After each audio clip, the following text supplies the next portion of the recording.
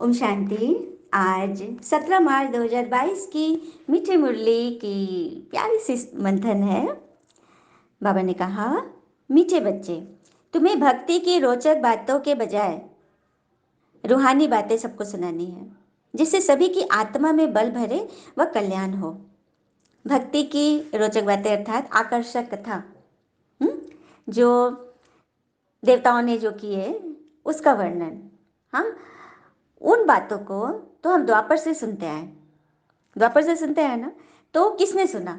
शरीर ने कहा और शरीर ने सुना। अभी कौन सी पढ़ाई चल रही है? आत्मा कह रही है परमात्मा से सुनकर और आत्माओं तक पहुंचा रही है।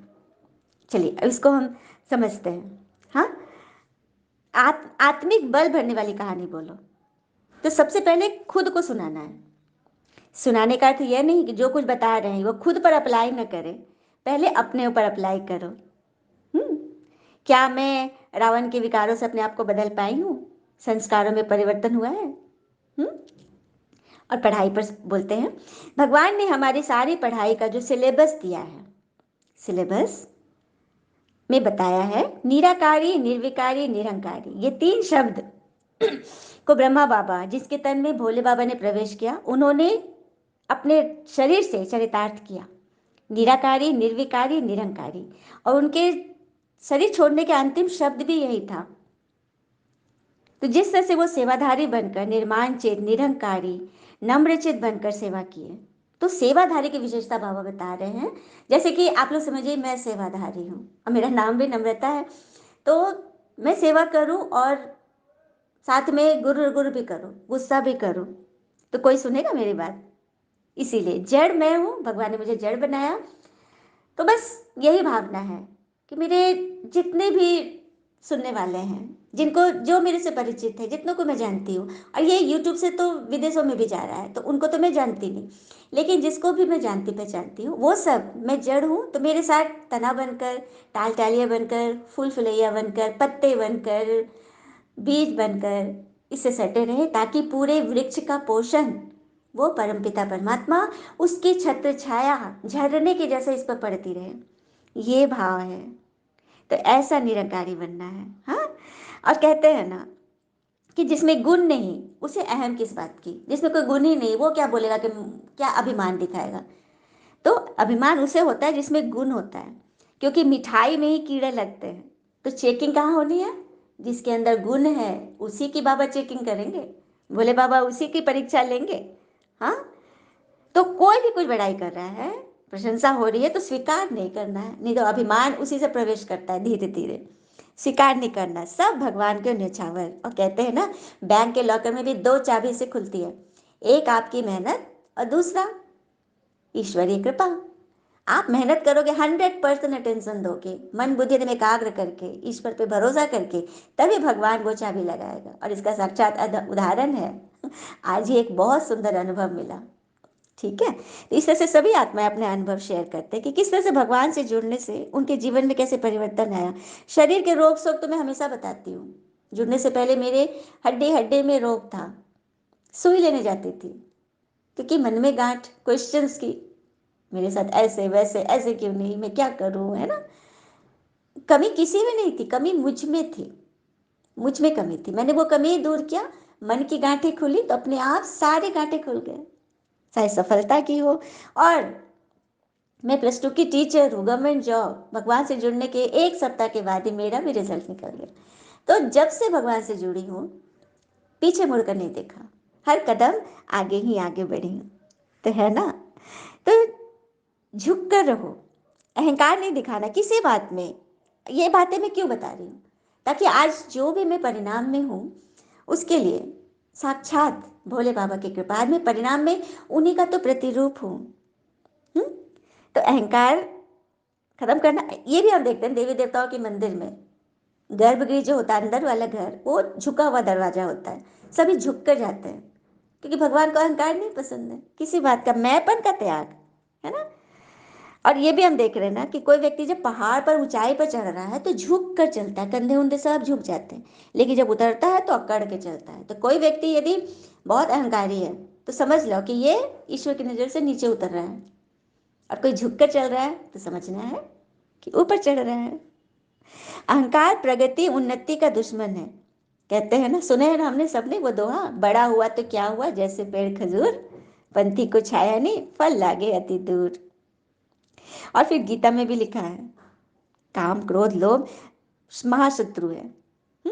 तो ये नहीं कहना है कि बाबा ने गीता में कहे, भगवान पहले, भगवान ने जो कहा उसकी गीता बनी। भगवान की गाई गीत है, तो भगवान ने पहले बोला, गीता में भगवान ने कहा ये नहीं, भगवान ने बोला उसकी गीता बनी।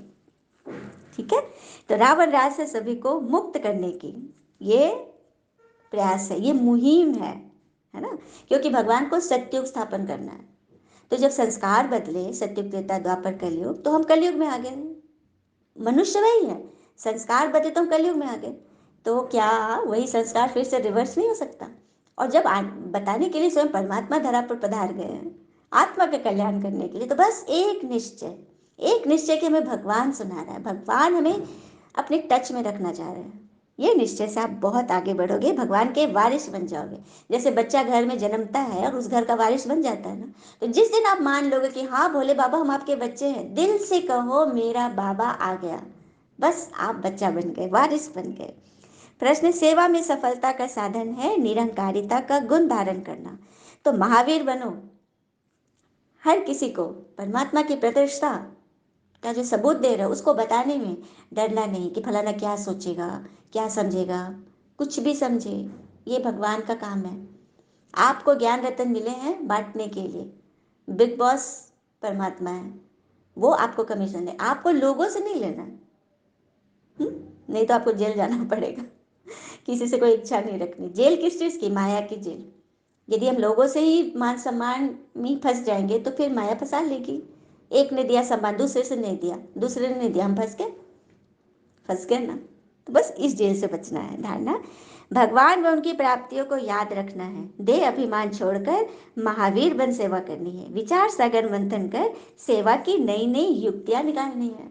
आप सब देख रहे हैं ना, विभिन्न तरह के वीडियोस बन रहे हैं, ये सेवा की युक्तियां ही तो है, क्योंकि विचार सागर मंथन चल रहा है, ऐसा नहीं है।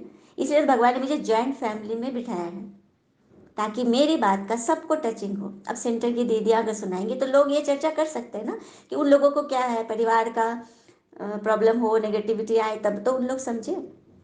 तो वही बात है, घर परिवार में रह के, कहते हैं ना, कांटों के बीच रह के रूहे गुलाब बनना है। तो ये युक्तियाँ निकालनी हो, सेवा करनी है। वरदान ले लेते हैं सभी। नथिंग न्यू की युक्ति द्वारा हर परिस्थिति में मौज का अनुभव करने व कराने वाले अचल अडोल भवा। भगवान हमें रोज रोज वरदान भी देते हैं, लेकिन ये वरदान फलीभूत तब होगा जब हम इस मंथन से कनेक्ट रहेंगे, रोज रोज वरदान सुनते जाएंगे, सुनते जाएंगे। सुनते सुनते तो मेरे कान सोने के होने लगेंगे ना, और जब कान सोने के होंगे तो फिर मन भी होगा, फिर धारणा होंगी। तो वरदान जब याद रखे और उसको जीवन में अप्लाई करे, तभी तो वो फलीभूत होगा ना।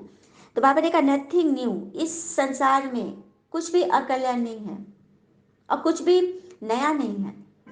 सब कुछ रिपीटेड है, कल्प कल्प की बाजी है, हर कल्प यही सृष्टि चक्र फिरता है। आपने कितनी बार माया पे जीत पाए और जीत हारे हैं। सत्युग त्रेता में आप राजा थे, अभी एकदम कंगाल बन गए हो, फिर से राजा बनाने भगवान आए। तो नथिंग न्यू, हर परिस्थिति में मौज का। कोई कुछ बोला, बहुत बड़ी बिघन आ गया, अरे कोई बात नहीं, पहले भी हुआ था, पार कर लेंगे। ये भान आपको कितना आगे बढ़ाएगा। और उस वक्त जब कोई, देखो बहुत बड़ी युक्ति है, यदि जीवन में कोई प्रॉब्लम आया, समस्या आया, उस वक्त क्यों आया, कैसे आया, ये नहीं, क्या क्यों तो बिल्कुल रफा दफा कर दो। उस वक्त बोलो, वाह बाबा और वाह ड्रामा। ड्रामा को जब वाह वाह करोगे ना, तब ड्रामा आपके पक्ष में हो जाएगा। यदि शरीर के रोग हैं, किसी को कमर में दर्द है, हाँ बहुत बड़ी बात है, वाह ड्रामा। आपने कुछ किसी का बिगाड़ा है, किसी को जोर से लात मारी होगी, कुछ भी हो सकता है, बाबा जानता है। उसको, उस आत्मा को इमर्ज करो, क्षमा मांगो, भगवान को सब बता दो। बाबा मैं आपको पता है ना मैंने क्या करके आया है, आपको पता है ना। आप उस आत्मा को, आपको पता है, मैं उनसे क्षमा मांग रहा हूँ, मांग रही हूँ, आप मेरी प्रार्थना उन तक पहुँचा दो। और मैं दृढ़ निश्चय से, जो डॉक्टर बोलेगा उसको नियम से खाऊंगा, एक्सरसाइज करूंगा, सब कुछ करूंगा, मेरा ये दर्द छूमंतर हो जाएगा। ये भान जब मन में रखेंगे ना, देखिए, ज्योतिष के पास जाते हैं, कोई पत्थर देता है, ये करता है, हमारा मन कैसे उस समय से अच्छा हो जाता है, हाँ, कि हमने पत्थर पहना तो ठीक हो गया। तो यहाँ भगवान हमें ये ज्ञान के रत्न दे रहे हैं, ये रत्न धारण करो, मन तंदुरुस्त तो तंदुरुस्त, जहाँ मन और तन दुरुस्त वहाँ धन ऑटोमेटिक दुरुस्त, सारी सफलताएं आपके नाम आ जाएगी, क्योंकि भगवान लक है। मेहनत आप करो, लक की चाबी लिख लीजिए और आपका लॉकर खुल जाएगा सफलता का, ये भगवान की गारंटी है। ठीक है। तो ब्राह्मण अर्थात सदा ज्ञान डांस कर मौज में रहने वाले, हर परिस्थिति में मन में यही गीत बजता रहे, वाह बाबा और वाह मेरा पद्मा पदम गुणा भाग्य। हम कभी अपनी कमजोरी का गान न करें, कभी अपने बदहाली का गान न करें, अपनी बीमारी का गान न करें। जिस चीज को हम गान करेंगे वो बढ़ेगा, इतना ही काफी है समझने के लिए ना। तो अपने भाग्य का गान करें, अरे मेरे पास धन नहीं है फिर भी हम धनवान हैं, खाने को रोटी नहीं है फिर भी हम एकदम भूखे नहीं है, बहुत है मेरे पास। तो वो चीज ना वो खींचता है उस चीज को, जिस भान में रहेंगे ना वो खींचेगा। स्लोगन, वृत्ति में शुभ भावना शुभ कामना हो तो शुभ वाइब्रेशन फैलते हैं। जैसे नेगेटिव वाइब्रेशन फैलता है, कोई गुस्सा कर रहा है तो कैसा घर कैसा भारी भारी लगता है ना, उसे तो शुभ भावना भी फैलेगी। हम्म। जैसे जनक को सेकंड में जीवन मुक्ति का ज्ञान मिला था ना, जनक के बारे में है ना, अष्टावक्र जी आकर ज्ञान दिए थे। तो ये अष्टावक्र कौन है, हम ब्राह्मण ही तो हैं। और ये आठ अष्टावक्र अर्थात अष्ट शक्तियां, तो जिस ब्राह्मण के अंदर ये अष्ट शक्तियां हैं, समाने की शक्ति, सहन करने की शक्ति, निर्णय करने की शक्ति, परखने की शक्ति, समेटने की शक्ति, विस्तार को संकीर्ण करने की शक्ति, शुभ संकल्प की शक्ति, ये और सहयोग की शक्ति, ये आठ शक्तियां जिस ब्राह्मण में, वही अष्टावक्र है। और जिसको भी ज्ञान सुना रहे वही जनक बन सकता है। सेकंड में जीवन मुक्ति अर्थात सेकंड में भगवान में निश्चय, यही है आपके जीवन को हर बंधन से छुड़ाने की युक्ति। तो हो गई ना, सेकंड में सारी कहानी पता चल गया ना। तो भक्ति की रोचक कथा कहानी तो हमने द्वापर से बहुत सुना। अब ये बातें बताओ जिससे आत्मा को रस मिले। वो कहानी से तो कन रस होता था, कान को रस मिला, शरीर में कुछ नहीं गया अंदर, आत्मा तो सूखी की सूखी। अब वैसी कहानी सुनाओ, आत्मा की बात बताओ जिससे आत्मा एकदम पानी पानी हो जाए, भीग जाए, प्रभु प्रेम में खो जाए, सफलताओं से माला माल हो जाए। ये हम बच्चों की दिल की दुआ है। All is well that ends well. Om शांति। शुक्रिया बाबा।